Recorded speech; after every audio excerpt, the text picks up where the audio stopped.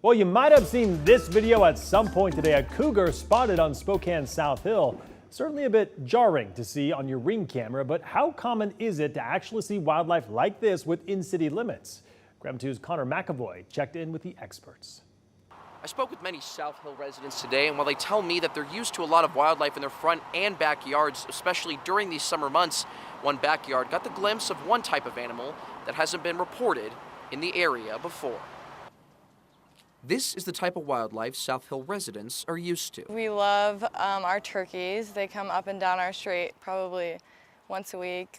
Avery Steers lived near Manito Park, used to safe, non-threatening wildlife. The turkeys move really quickly down our street, so they don't really stick around all that long. But this week, a sighting of a cougar caught on a South Hill resident's Ring doorbell camera near 14th and Grand brought a sense of shock, not just to residents, but to those in the field of fish and wildlife. Especially in that kind of lower South Hill area, that would be the first actual confirmed cougar sighting that I have been aware of in probably the 3.5 years that I've been here. Sergeant Tony Linetti with the Washington Fish and Wildlife Eastern Region says no other sightings of the cougar have been reported in the area. He goes on to say weather played a factor for this first occurrence. With the high heats and everything else that's been going on, it's being so dry, the cats are always going to be moving at night anyways, but there's a lot of deer that are coming in looking for food resources, and so the cat is obviously pursuing its food source of a deer.